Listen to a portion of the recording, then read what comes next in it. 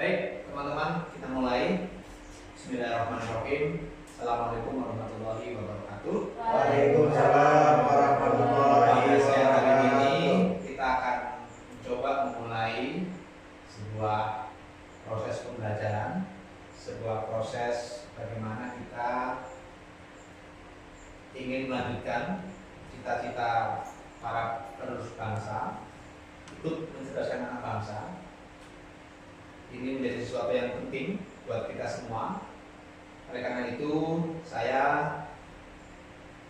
dalam konteks ini ditugasi untuk mengantarkan teman-teman mahasiswa PGSD, yaitu pendidikan kewarganegaraan. Ini sebuah mata kuliah, sebuah disiplin ilmu yang saya kira teman-teman tidak asing lagi, sudah sering Anda dengar dan mungkin sudah Anda dapatkan sejak Anda, teman-teman, dari mulai pendidikan dasar, pendidikan menengah, sampai ke pendidikan tinggi.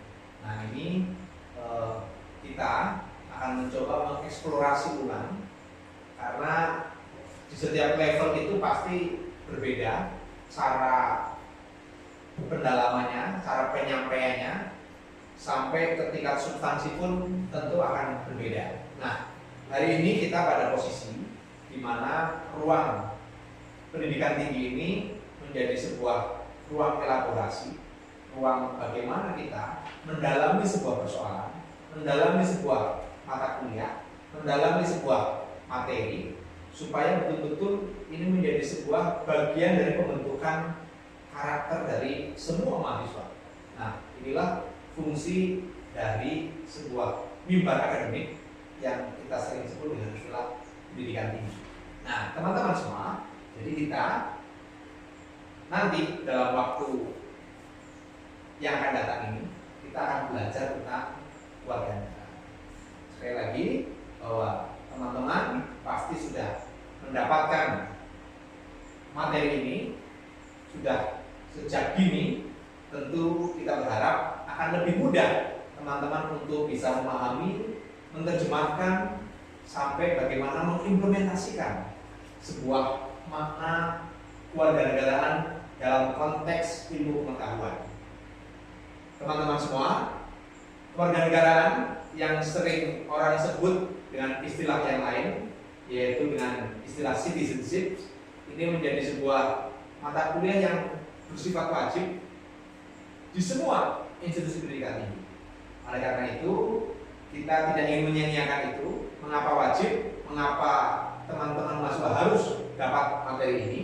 Tentu ini menjadi sesuatu pertanyaan yang besar.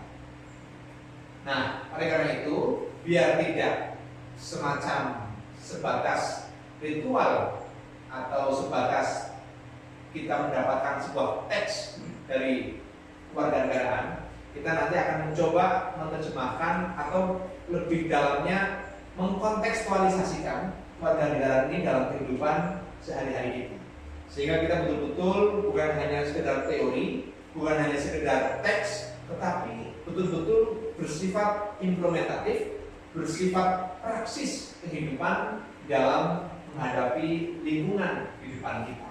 Nah, oleh karena itu, teman-teman semua, kewarganegaraan dalam konteks pendidikan tinggi ini tentu punya sesuatu yang besar, punya sebuah arah yang besar, punya sebuah guidance yang ini ditransformasi kepada teman-teman mahasiswa. Harapannya tentu sangat mulia. Tentu ini menjadi bagian dari sesuatu yang bersifat memperkuat posisi kebangsaan kita, kebangsaan Indonesia. Nah, oleh karena itu, sesuatu yang besar tadi, tentu orang sering menyebut dengan istilah apa itu mimpinya, apa itu cita-citanya, apa itu harapannya. Nah, orang menyebut dengan istilah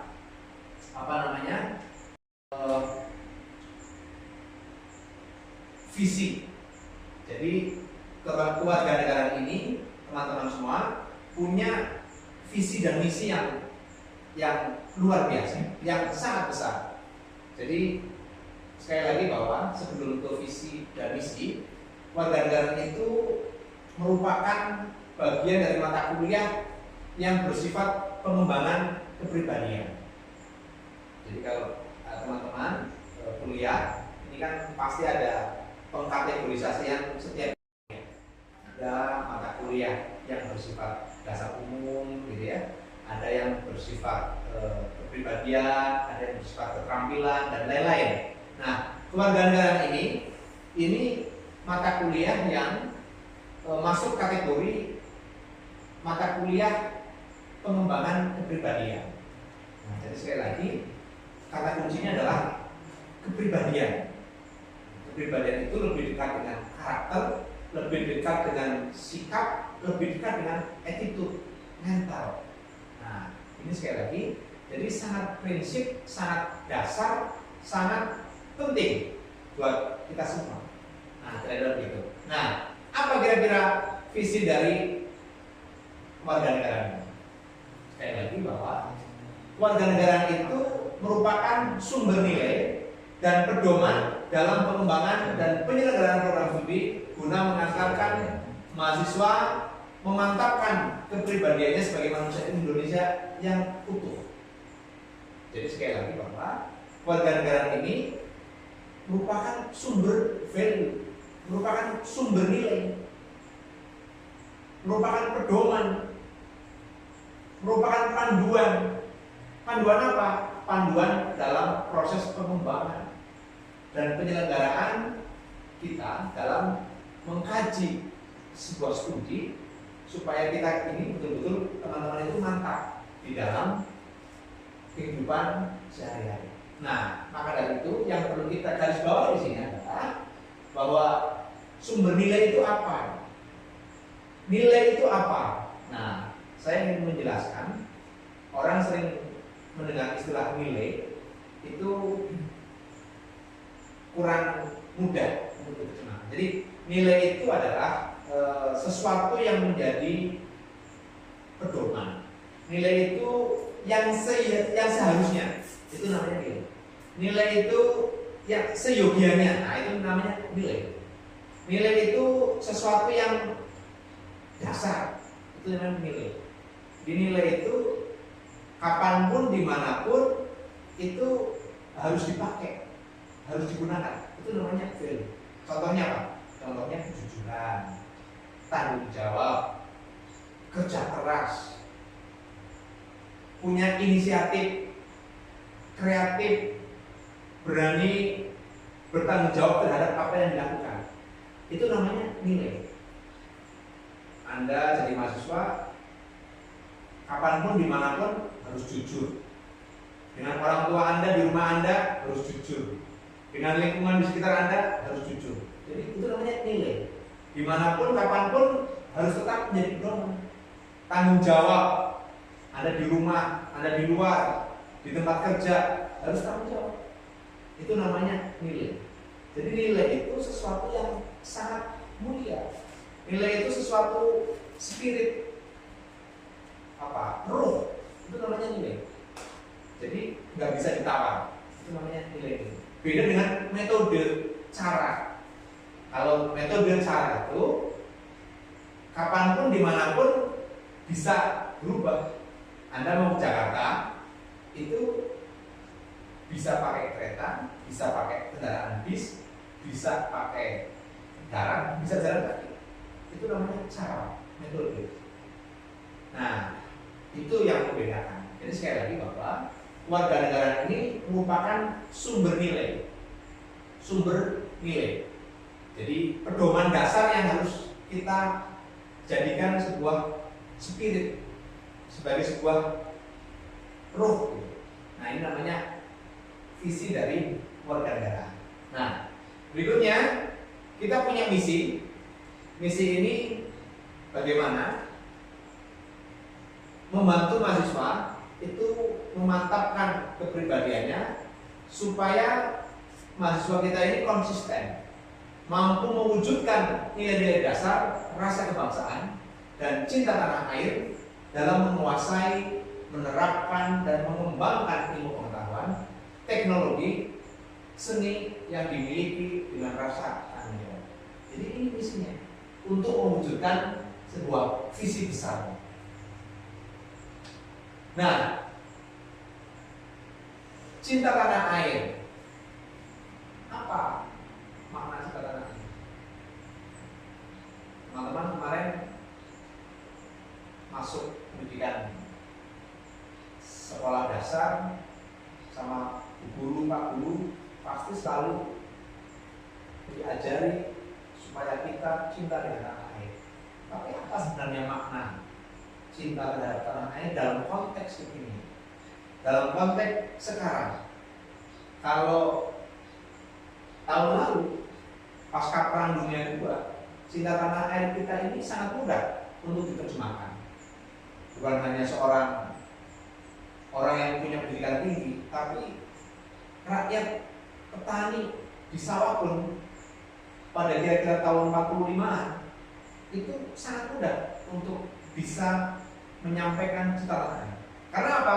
Karena pada waktu itu ukurannya adalah cinta tanah air itu senjata, cinta tanah air itu dengan parang, cinta tanah air itu dengan berperang. Karena apa? Ya karena tentu pada waktu itu yang namanya penjajahan ingin menguasai kedaulatan bangsa kita. Sehingga siapapun pada saat itu harus menunjukkan jati diri bangsanya, harus menunjukkan bagaimana semua orang bertanggung jawab terhadap eksistensi dari sebuah kedaulatan bangsa ini. Sehingga pada waktu itu semua itu bertempur, semua itu berperang, siapapun dan dimanapun berada pada waktu itu. Nah, yang ingin saya sampaikan kepada teman-teman adalah, nah sekarang ini cinta tanah air dalam konteks yang sekarang ini seperti apa?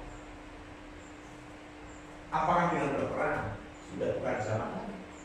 Dengan senjata sudah tidak saatnya sekarang.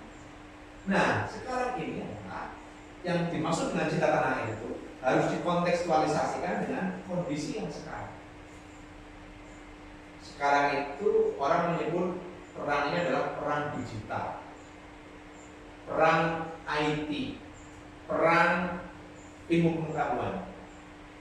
Nah, dalam konteks itulah kira-kira teman-teman mahasiswa ini harus menerjemahkan kira-kira cinta tanah air dengan konteks relasi yang seperti itu. Kita harus bagaimana menjaga keutuhan pengetahuan kita, menjaga keutuhan teknologi kita. Nah, Anda pakai HP buatan mana? Semua buatan luar negeri.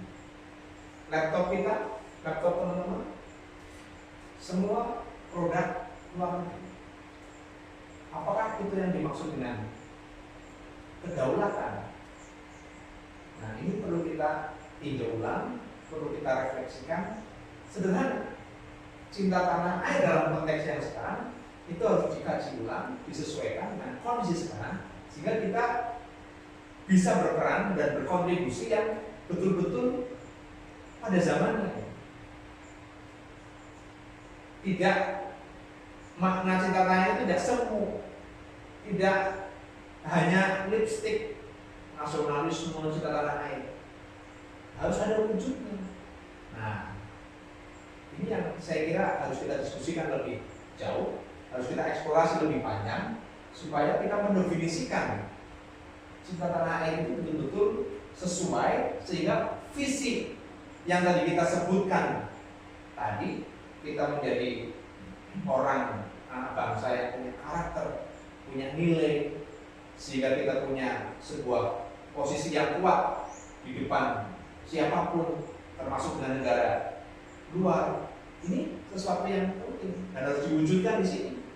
Nah, kalau terjemahan kita berhasil mengkontekstualisasikan cinta tanah air dalam konteks yang sekarang, saya kira kita akan punya posisi yang sangat strategis dalam konteks dinamika pergaulan dunia. Saya yakin siapapun melihat Indonesia atau asing melihat Indonesia itu masih ingin bagaimana sebuah negara yang kaya sumber daya alam ini, kaya sumber daya rempah, kaya sumber daya laut, kaya sumber daya emas, tambang, mineral dan sebagainya, ingin menguasai Indonesia. Nah, kalau kita nggak kuat dari aspek cinta tanah air, kemudian ilmu pengetahuan kita lemah, teknologi kita lemah, dan sekarang perangnya adalah perang teknologi. Saya kira nggak ada yang nggak setuju kalau kemudian kita bersepakat untuk bagaimana basis teknologi dan pengetahuan kita itu harus diperkuat. Nah, disinilah peran, visi, misi ini harus kita jalankan supaya betul-betul harapan dan cita-cita dari bangsa kita ini betul-betul terjadi. Nah, ini yang saya kira teman-teman harus kita elaborasi. Di elaborasi itu sebuah pendekatan yang ingin mendalami sebuah masalah sampai ke akar-akarnya. Kita teliti lebih dalam, kita kaji ulang, sehingga kita menemukan formulasi baru untuk bisa berkontribusi terhadap keberlangsungan bangsa ini. Nah, berikutnya, jadi setelah visi, misi, kita punya kompetensi dasar. Apa kompetensi dasar itu? Nah, kompetensi dasar kewarganegaraan itu adalah kita ingin menjadi sebuah ilmuwan dan profesional yang memiliki rasa kebangsaan dan cinta tanah air, demokratis, yang berkeadaban, menjadi warga negara yang memiliki daya saing, berdisiplin, berpartisipasi aktif dalam membangun kehidupan yang damai berdasarkan sistem nilai Pancasila. Jadi ini kompetensi dasarnya. Kita ini didorong karena Anda kuliah, kita ini patut bersyukur karena teman-teman ini anak bangsa yang pada hari ini diberi kesempatan untuk menjadi ilmuwan, untuk menjadi sarjana, ilmuwan dan profesional. Kalau Anda lihat tetangga Anda, saya yakin masih banyak tetangga Anda yang tidak seperti Anda. Masih banyak teman-teman kita yang tidak bisa untuk melanjutkan ke jenjang pendidikan ini. Masih belum bisa untuk menyandang gelar profesional. Karena terkadang sekarang ukuran profesional itu diukur dari tingkat pendidikan. Nah, kita patut bersyukur pada hari ini teman-teman ini diberi ruang yang lebih untuk bisa mengenyam dunia pendidikan tinggi, mimbar akademik, sehingga Anda punya kompetensi dasar untuk menjadi seorang ilmuwan profesional yang tentu memiliki rasa kebangsaan, cinta tanah air, demokratis yang berada. Ini penting. Nah, oleh karena itu visi misi kompetensi dasar inilah kita ingin coba perdalam supaya bukan lagi kita belajar kewarganegaraan itu hanya sesuatu yang bersifat teoritis, sesuatu yang sangat tekstual, tetapi kita nggak memahami esensi atau substansi dasar yang diharapkan oleh sebuah disiplin ini. Nah, ini penting buat teman-teman. Ini saya kira harus menjadi paradigma awal.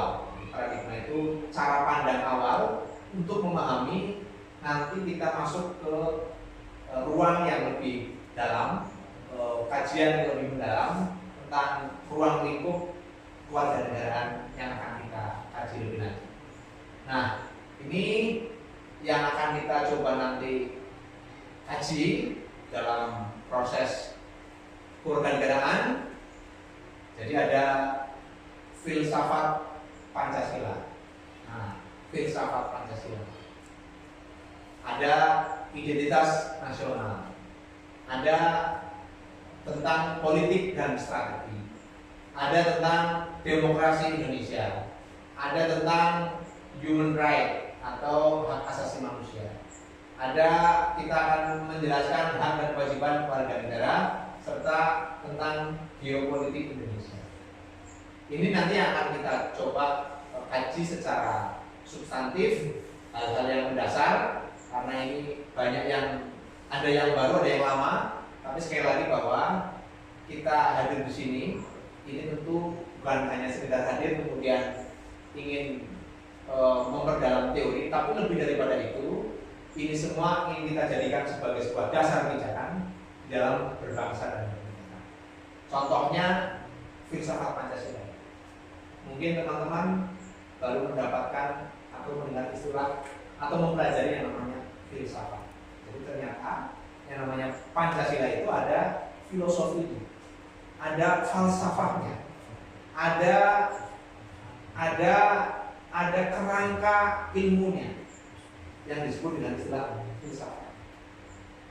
Nah, nanti akan kita kaji lebih dalam apa sebenarnya filsafat itu.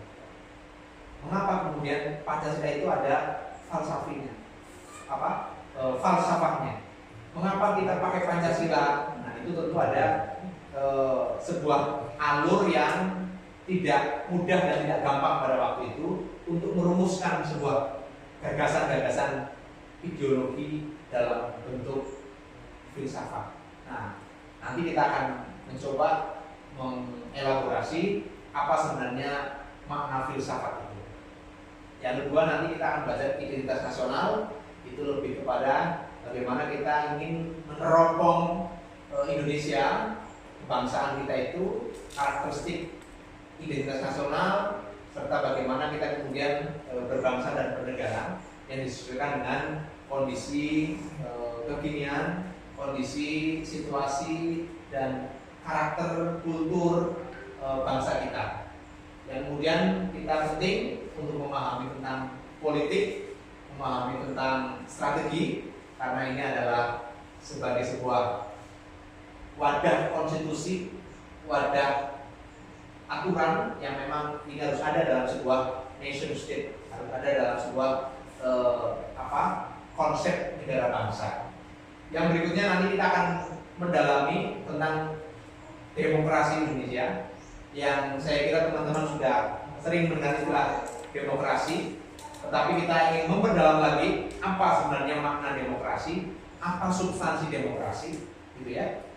Kalau demokrasi ternyata faktanya masih banyak kelaparan, banyak orang miskin, banyak pengangguran, apakah itu disebut dengan demokrasi?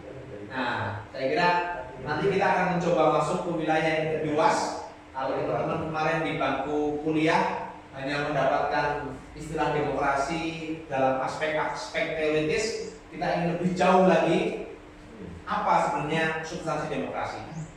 Kalau Anda pernah dengar Gus Dur itu dulu pernah bilang substansi dari demokrasi itu adalah kesetaraan dan keadilan. Jadi kalau sebuah bangsa belum terjadi kesetaraan dan keadilan, sebenarnya demokrasinya masih perlu dipertanyakan. Nah, ini penting. Nanti kita akan coba mengelaborasi lebih dalam. Sampai berikutnya kita nanti akan bicara tentang geopolitik. Oke. Nah, ini beberapa referensi yang kita pakai. Referensinya ada dari Pak Abdul Munir Nurhan tentang Pancasila Dasar Filsafat Negara. Ada beberapa referensi dari UGM, ada dari Pak Kunto Wijaya, ini penulis, budayawan, dan cukup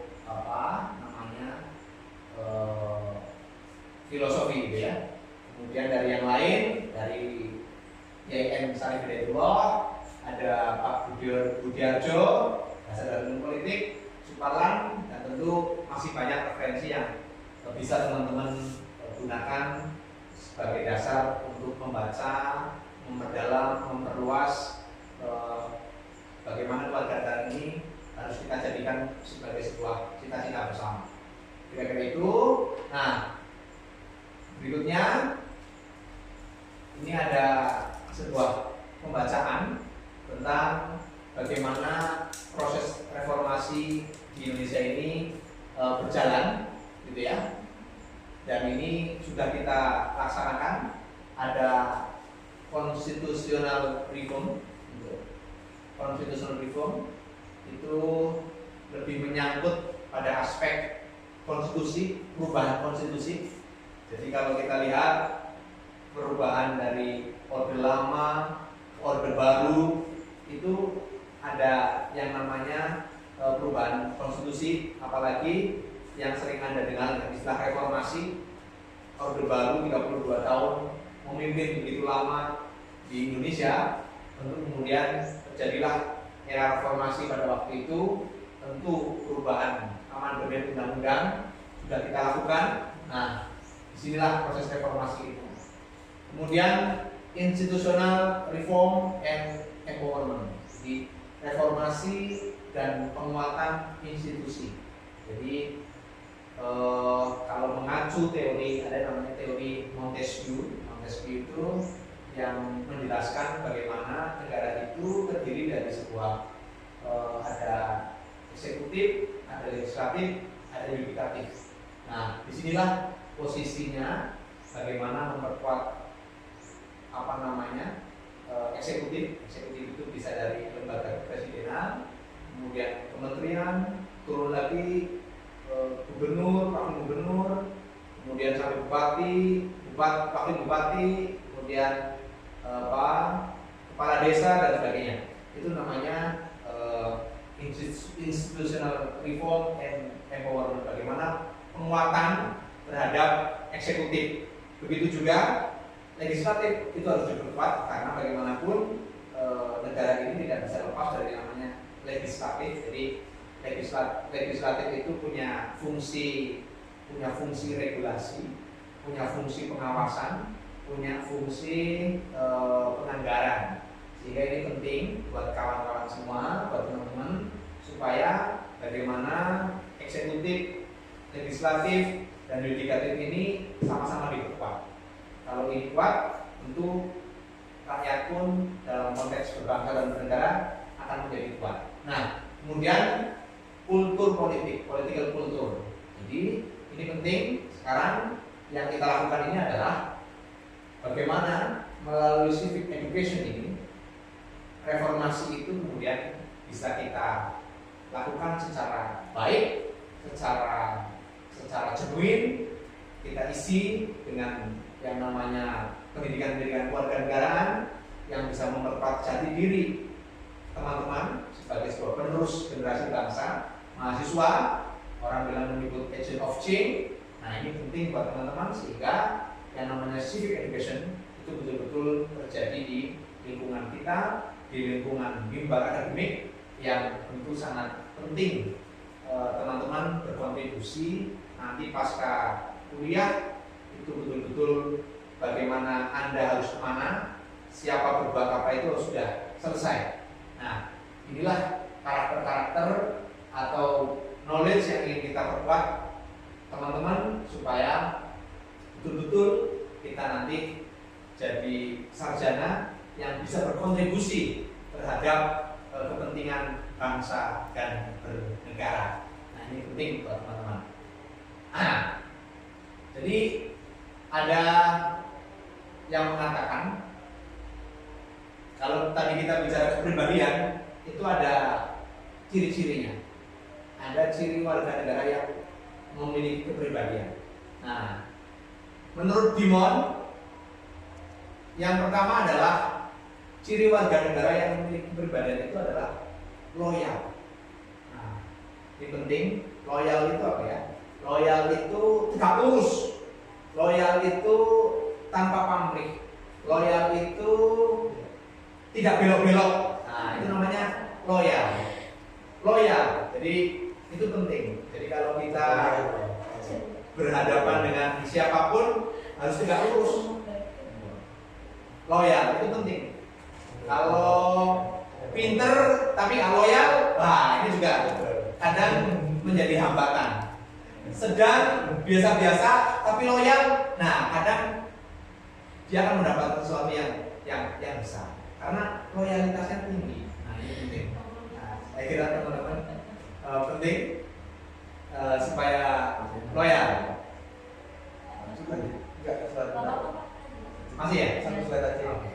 Nah, berikutnya orang yang selalu belajar. Jadi ciri warga negara yang memiliki kepribadian itu adalah orang yang selalu belajar. Nah, ini penting. Kita sudah lihat bagaimana negara maju itu, Jepang, Korea, beberapa negara Eropa, mengapa maju? Karena ini orang warga negara yang itu mau belajar. Bagaimana yang namanya Jepang ketika Nagasaki, Hiroshima dihabisin, begitu cepat Jepang tumbuh dan sekarang menjadi salah satu negara terbesar. Toyota, Honda, Mitsubishi, semua dari Jepang. Coba bayangkan. Nah, ini penting. Jadi orang yang selalu belajar. Jadi bangsa itu harus selalu belajar. Gak boleh merasa cukup, gak boleh merasa paling pintar, gak boleh merasa paling benar. Jadi terus harus belajar. Ada lagi Korea. Korea sebuah negara yang selalu belajar sehingga sekarang bisa head to head dengan Jepang. Ini bertanya Pak. Nah, ini penting. Sampai di sini. Tanya Pak. Ini kalau kita lihat dari ciri-ciri keluarga negara menurut Dimon mengatakan kepribadian yang baik adalah loyal dan orang yang selalu belajar. Pertanyaannya kadang kalau misalkan kita itu di sebuah di lingkungan, kadang kita melihat kondisi lingkungan yang tidak aman, kondisi lingkungan yang tidak sehat, kebersihannya dan sebagainya, dan mereka acuh tak acuh itu masuk kategori di mana itu Pak? Nah, nanti ada lagi, saya lanjut dulu ya. Oke, sekalian saya jelaskan. Nah, ciri wadana yang berikutnya adalah seorang pemikir. Nah, kalau dalam Islam itu kita lihat dalam Al-Quran ada istilah afala yatafakkarun. Nah, kita itu disuruh berpikir. Nggak boleh diam. Kita udah dikasih Tuhan kekuatan otak, kekuatan berpikir, tentu untuk berpikir. Nah, berpikir untuk apa? Untuk perbuatan. Jadi apa namanya? Ilmu itu bukan untuk ilmu untuk kemanfaatan. Nah, kira-kira begitu lah ya. Bukan ilmu untuk ilmu untuk. Nah, kalau dalam bahasa pesantren itu ilmu untuk amal. Nah, kira-kira begitu lah ya. Ilmu untuk amal. Jadi ilmu itu untuk disampaikan. Nah, yang berikutnya bersifat demokratis. Jadi demokratis itu ya setara ya. Demokratis itu menghargai orang lain. Demokratis itu ada toleransinya. Itu demokratis. Berikutnya, nah, gemar melakukan tindakan kemanusiaan. Yang dikatakan Mas Mukrodin tadi, salah satunya adalah di antara beberapa sikap warga negara yang punya kepribadian itu adalah tindakan kemanusiaan. Melihat sesuatu yang tidak baik, kita hadir di situ. Melihat lingkungan yang mungkin, mohon maaf belum terpetik, kurang bersih atau dilihat oleh mata kurang bersih, kurang baik, kurang nyaman. Nah, kita hadir di situ. Bagaimana caranya? Ya tentu ini tadi kita harus bisa improvisasi. Bagaimana lingkungan kita itu harus membuat situasi yang nyaman. Kira-kira begitu ya. Nah, pandai mengatur diri. Ini penting. Harus bisa mengatur diri. Iya. Jangan ngatur diri aja nggak bisa, ngatur orang lain. Nah, ini jangan sampai nih seperti Mbak Tuti itu, nggak boleh begitu. Jadi harus bisa mengatur diri sebelum mengatur orang lain. Nah, ini penting. Makanya kalau lihat karakter orang Jepang, Korea, itu memang di sini tuh betul-betul terjadi menghormati, gitu ya. Mbak Tuti, tanya Mbak Tuti. Nah, silakan Mbak Tuti kalau mau tanya. Kira-kira begitu. Nah, ini menurut siapa namanya? Dimon. Jadi kurang lebih begitu ya. Jadi ini saya kira menjadi sesuatu yang penting. Loyal itu penting. Jadi banyak orang biasa, pinter, tidak terlalu pinter, karena loyal dia bisa lebih hebat daripada yang lain.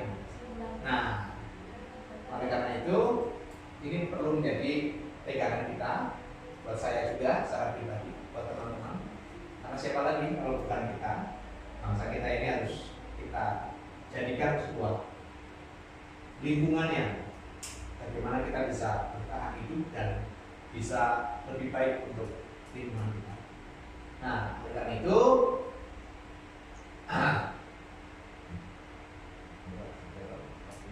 dari awal sampai akhir gitu ya, saya kira kesimpulan kita ini dalam konteks pembelajaran kewarganegaraan ini yang tadi saya sampaikan, tentu kita ingin mengelaborasi kewarganegaraan dalam ruang lingkup pendidikan tinggi ini.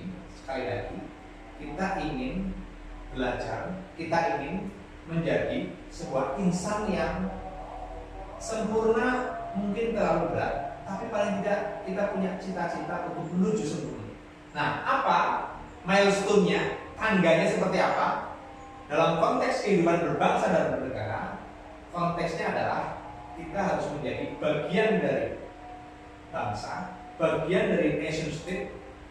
Jadi tidak boleh kita itu hidup sendiri, kita itu acuh dengan lingkungan, kita nggak tahu apa yang sedang terjadi, gitu ya. Nah, ini penting buat kita semua. Oleh karena itu, dalam konteks kewarganegaraan, sekali lagi kita ingin menyimpulkan bahwa kita hari ini hadir di ruang mimbar akademik itu ingin menjadi pribadi-pribadi yang punya karakter, punya sikap, punya attitude yang sesuai dengan apa yang diperintahkan oleh Undang-Undang Dasar 45.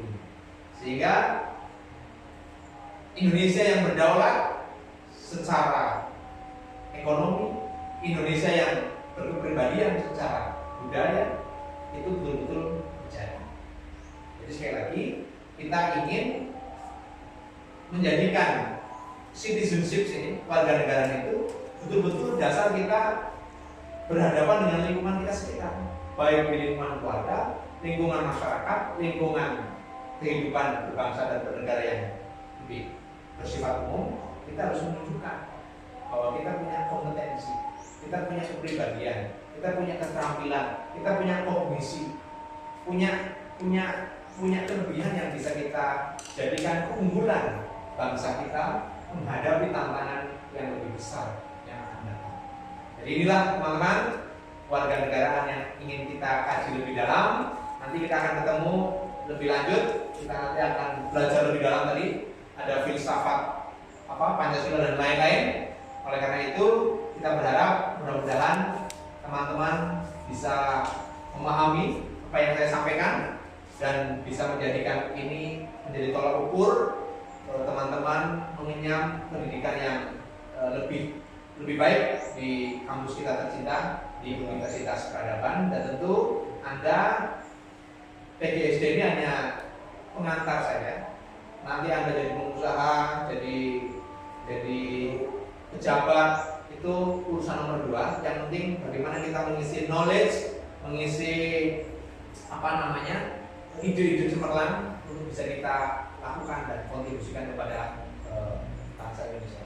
Baik, dari saya sampai ketemu minggu depan. Mudah-mudahan bisa bermanfaat buat kita semua. Saya akhiri. Mudah-mudahan kita bisa berjumpa dalam kondisi yang sehat dan pandemi ini segera berakhir. Oleh karena itu kita tutup dengan bacaan hamdalah bersama. Alhamdulillah. Dari saya cukup sekian. Bila itu hidayah. Assalamualaikum warahmatullahi wabarakatuh. Waalaikumsalam warahmatullahi wabarakatuh. Bismillahirrahmanirrahim. Assalamualaikum warahmatullahi wabarakatuh. Teman-teman semua, mahasiswa PGSD Universitas Peradaban. Pada pertemuan pada siang hari ini, saya coba sebelum kita mulai pertemuan siang hari ini, saya akan memperkenalkan saya Akif Ardiansyah. Saya kebetulan diberi tugas oleh akademik untuk mengampu mata kuliah pendidikan kewarganegaraan di jurusan atau prodi PGSD Universitas Peradaban.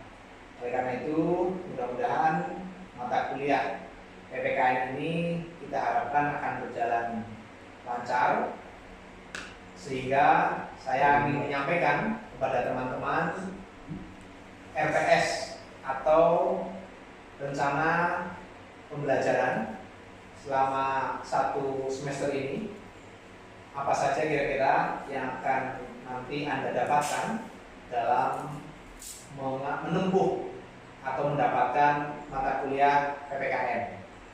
Baik teman-teman semua, saya ingin sampaikan RPS. Jadi di sini ada nama, kemudian ada bobot SKS, ada kode mata kuliah, dan semester pertemuan. Jadi nama mata kuliah kita ini adalah mata kuliah PPKN, mata kuliah yang saya kira tidak asing buat teman-teman karena Anda sudah pernah mendapatkan di jenjang sekolah menengah kemarin. Kemudian bobot SKS kita ini ada 3 SKS, gitu ya. Kemudian ini semester dasar. Kemudian nanti jumlah pertemuan kita ada 16 pertemuan. 16 pertemuan. Yang kedua, ketercapaian pembelajaran itu nanti berdasarkan sikap, penguasaan pengetahuan, keterampilan umum, dan keterampilan khusus melalui mata kuliah yang bersangkutan. Capaian pembelajaran yang dimiliki oleh mahasiswa setelah mengikuti mata kuliah PPKN, yang pertama tentu adalah soft skill, atau bahasa yang mudah itu adalah sikap. Sikap itu tentu seperti yang saya tampilkan dalam slide, tidak perlu saya jelaskan satu-satu, tetapi kita perlu menjadikan capaian pembelajaran ini sebuah tujuan bagaimana kita memahami apa yang kita pelajari selama mendapatkan materi PPKN. Yang pertama tentu bertakwa, itu menjadi ukuran kita. Yang kedua menjunjung tinggi nilai kemanusiaan dalam menjalankan tugas. Yang ketiga berperan sebagai warga negara yang bangga dan cinta tanah air. Tentu nanti dengan konteks yang kita sesuaikan dengan konteks yang sekarang. Cinta tanah air kita ketika tahun 45 tentu berbeda dengan sikap cinta tanah air di era sekarang. Nah, ini akan kita eksplorasi secara lebih dalam nanti. Nah, ini penting buat teman-teman semua. Yang berikutnya tentu karena Indonesia ini ragam budayanya luar biasa, tentu kita harus bisa menghargai, memaknai, menghayati tentang keragaman budaya kita, pandangan, agama, dan yang lain-lain. Yang kedua, ada capaian hard skill, gitu ya. Lebih kepada penguasaan pengetahuan. Nah, di sini lebih kepada penguasaan pengetahuan itu bagaimana teman-teman nanti memahami sebuah konsep, sebuah prinsip, dan metode pembelajaran yang berorientasi kepada kecakapan hidup atau life skill. Nah, ini penting buat teman-teman. Yang berikutnya adalah keterampilan umum. Keterampilan umum ini lebih kepada bagaimana dalam konteks mengambil keputusan itu kita bisa secara tepat, tidak sembarangan, tidak ngawur, tetapi berdasarkan data dan analisis. Nah, ini yang ingin kita pakai sebagai ukuran.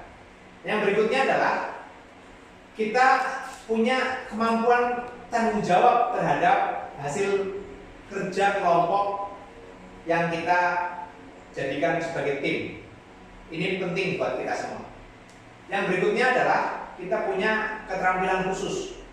Keterampilan khusus itu jadi dari mulai merencanakan, melakukan kegiatan, melaksanakan, dan mengevaluasi pembelajaran kurikuler, kokurikuler, kemudian ekstrakurikuler, itu dengan metode pembelajaran siswa aktif. Jadi di kampus, di perguruan tinggi, kita harapkan ada semacam feedback dari teman-teman ada semacam timbal balik, tidak searah. Jadi kita harapkan teman-teman betul-betul aktif di sini, karena disinilah bagaimana kita punya kemampuan berpikir, kemampuan mengolah sebuah masalah, kemudian bisa menyampaikan pendapat. Nah, ini sesuatu yang penting dalam konteks pembelajaran PPKN. Nah, teman-teman semua, jadi nanti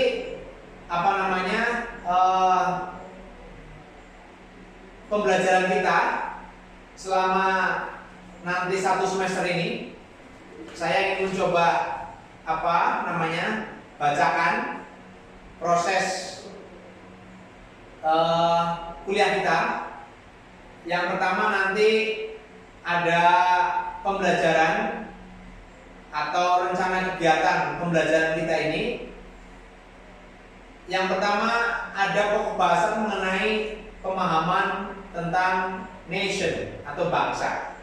Jadi nanti teman-teman kita ingin urai kembali dalam subbahasan apa sebenarnya pengertian nation atau bangsa. Kemudian bangsa Indonesia dan konteks sekarang globalisasi. Nanti kita coba saya paparkan dengan metode pembelajaran penyampaian atau ceramah dan diskusi begitu. Yang kedua ada tentang pemahaman negara, gitu ya. Nanti kita urai subbahasan itu dalam apa, kemudian pengertian negara, syarat-syarat berdirinya negara, kemudian kita ingin eksplor lagi berdirinya negara kita, Indonesia. Saya kira ini harus menjadi sebuah pemahaman yang sering kita review supaya kita paham betul posisi dan kondisi negara Indonesia. Nah, kita akan coba dengan pendekatan ceramah dan nanti kita coba diskusi. Diskusinya bisa dengan nanti saya bagi-bagi dalam konteks small group, gitu ya, diskusi kelompok kecil. Nanti kita bagi, nanti kita diskusikan. Yang ketiga ada pembelajaran tentang warga negara. Oke. Nanti kemudian ada subahan di situ hak dan kewajiban warga negara. Siapa saja yang menjadi warga negara? Nanti kita coba dengan metode diskusi dengan penyampaian apa yang saya sampaikan. Yang berikutnya ada hubungan warga negara dan negara. Nah, nanti kita akan urai hubungan warga negara dan negara, tentu dengan metode yang lebih variatif, bisa dengan ceramah, diskusi, juga bisa juga dengan studi kasus.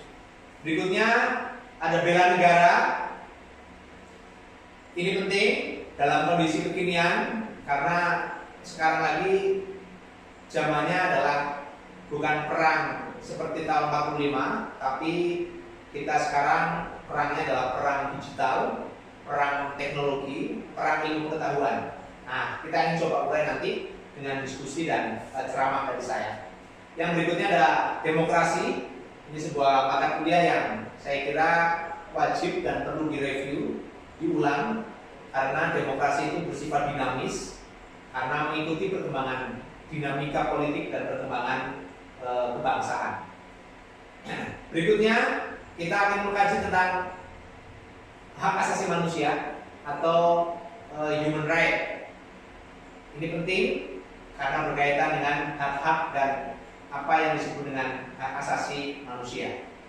Kita coba ingin dengan penyampaian, ceramah, dan diskusi. Nah, kemudian ada tentang wawasan Nusantara. Tentu sebagai anak bangsa, sebagai mahasiswa, teman-teman perlu memahami seberapa besar ruang lingkup wilayah bangsa kita ini dalam konteks Indonesia maupun dalam konteks internasional sebagai sebuah teropong atau pembacaan.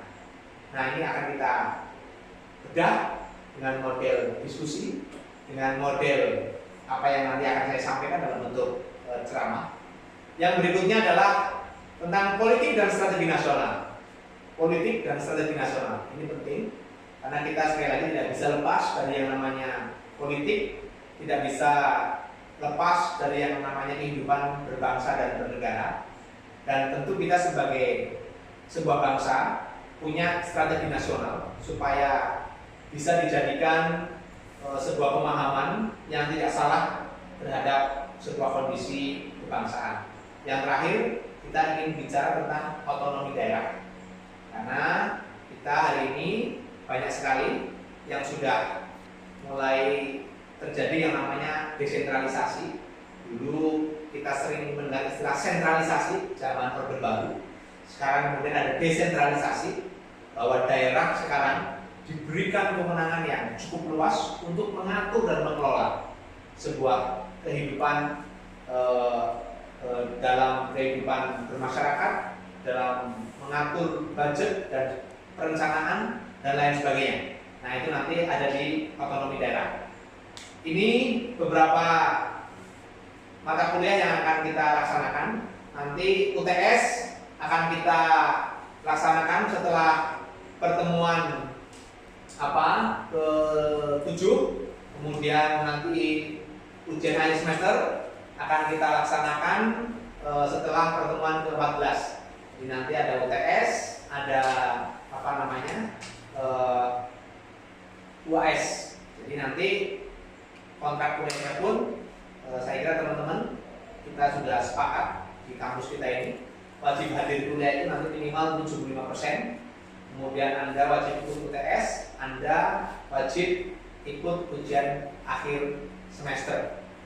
Itu teman-teman yang menjadi penting buat teman-teman pahami, sehingga nanti kita akan mencoba mempelajari teman-teman setelah dapat mata kuliah ini, kemudian teman-teman bisa tahu lebih jauh gitu ya tentang bagaimana setelah kita Anda mengikuti proses ini, teman-teman tahu indikasi hasil dari pencapaian atau penilaian dari proses kita belajar ini. Saya ingin tegaskan dan saya ingin bacakan. Jadi ada kriteria penilaian di sini. Yang pertama adalah penilaian hard skill, ya. Ini saya nilai nanti 15%. Kemudian kriteria ini ada kriteria sistematika makalah, bagaimana Anda membuat karya ilmiah dalam bentuk makalah. Kemudian bagaimana Anda memahami konten atau isi dari karya ilmiah Anda. Yang kemudian yang penilaian berikutnya ada grade di situ. Kalau Anda ingin dapat nilai A, itu ada skor kira-kira lebih dari 80, ya. Itu nanti materi dokumen disajikan secara sistematis dan analisisnya pun tajam. Itu bisa skornya A. Yang kemudian grade AB gitu ya. Ini kurang lebih nilainya 75 sampai 80. Ini materi dokumen disajikannya sistematis dan analisisnya cukup tajam. Kemudian ada grade B, ini materinya atau skornya, mohon maaf, itu 65 sampai 75, ya. Ini materi dokumennya disajikan secara cukup, sistematis, analisisnya cukup. Kira-kira nanti Anda bisa skor mendapat B. Yang berikutnya grade BC. Nah, skor Anda kalau BC itu 60 gitu ya, atau lebih kecil dari 65. Nah, ini materi dokumen disajikan secara cukup, sistematis, analisisnya kurang tajam. Nah, nanti Anda skornya BC, kira-kira begitu. Nah, kemudian ada grade C, skornya 50 atau kurang dari 60 gitu ya. Grade C itu sama dengan kurang dari AB. Nah, materi dokumen disajikan kurang sistematis dan analisis kurang tajam. Itu C nanti grade-nya. Nah, grade D itu nilainya atau skornya 35 atau kurang dari 50. Ini materi dokumen disajikan tidak sistematis, analisis tidak tajam. Nah, ini nanti grade-nya D. Yang terakhir grade A. Grade A ini sangat jelek atau nilainya skornya kurang dari 35. Saya harapkan teman-teman tidak di sini ya. Jadi materi dokumen disajikan tidak sistematis dan tidak dianalisis. Begitu. Nah, ini apa namanya menjadi penilaian tersendiri buat saya gitu. Nah, ini penting buat teman-teman.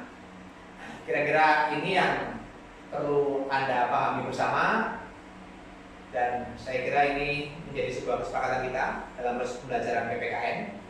Saya kira dari saya cukup sekian. Semoga kita bisa bertemu lagi di pertemuan berikutnya. Terima kasih. Wabillahi taufiq wal hidayah. Assalamualaikum warahmatullahi wabarakatuh.